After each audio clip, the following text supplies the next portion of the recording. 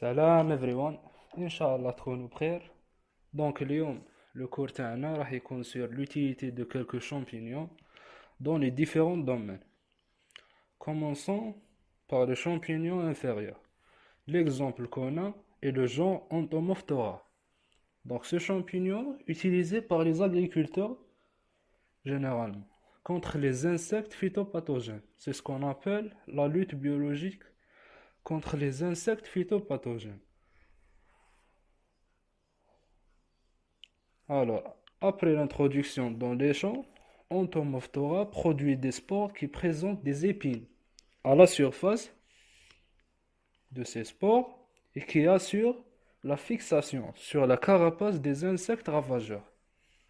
Ces spores vont se développer, se multiplier en filaments et commencent à sécréter des enzymes, de différentes enzymes. Une de ces enzymes est la chitinase. Et vous savez bien que l'exosquelette ou la carapace des insectes est composée essentiellement de la chitine. Donc, je vous laisse imaginer les dégâts que cette enzyme peut engendrer. Et on a donc l'insecte phytopathogène est éliminé. On passe aux champignons supérieurs. En industrie des produits laitiers, le champignon le plus utilisé est le genre Penicillium. On cite Penicillium camemberti. On l'utilise pour produire du camembert, comme son nom l'indique. La deuxième espèce, c'est Penicillium roqueforti. Et comme son nom l'indique aussi, on l'utilise dans la fabrication du roquefort, les fromages bleus. Alors, allez-y, on parle un peu du domaine médical, et plus précisément les antibiotiques. On a deux espèces, Penicillium chrysogenum et Penicillium notatum.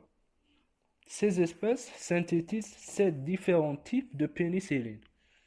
80% est le type G, celle qu'on injecte aux malades et qui agit sur les grammes plus.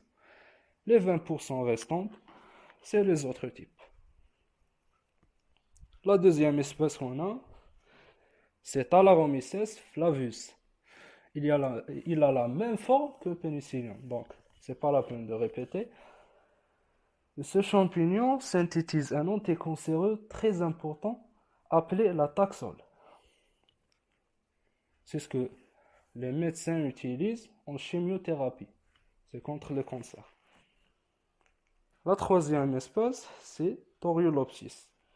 Il n'est pas moins important que le champignon précédent, car cette espèce synthétise la cyclosporine, qui empêche le rejet des greffes, donc c'est un immunosuppresseur. C'est très important. La quatrième espèce, Aspergillus niger, qui synthétise le meilleur conservateur naturel, qui est l'acide citrique. Voilà. La cinquième espèce, un champignon comestible et très riche en protéines. C'est Fusarium leguminosarium. Il est commercialisé comme POU, c'est protéines d'organismes unicellulaires. Il est commercialisé sous le nom corne. Voilà. Une autre espèce comestible, c'est Terfesia aux truffes. C'est un champignon mycorhizien qui pousse en janvier-février sur les racines des plantes. La dernière espèce qu'on va traiter est la levure. C'est un champignon unicellulaire qui est utilisé en plusieurs domaines. Premièrement comme aliment, la levure est très riche en lysine surtout et qui assure l'absorption des protéines.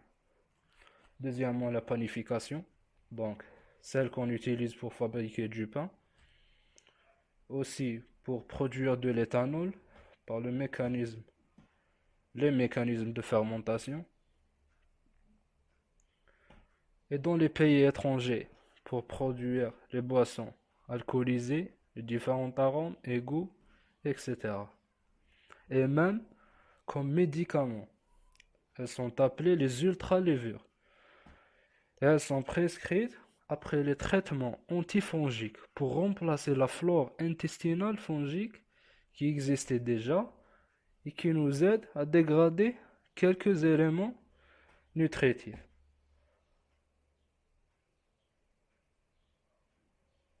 Voilà, je vous remercie alors pour votre attention et s'il vous plaît, abonnez à la chaîne, partagez avec vos camarades pour que tout le monde puisse comprendre, partagez dans les groupes aussi.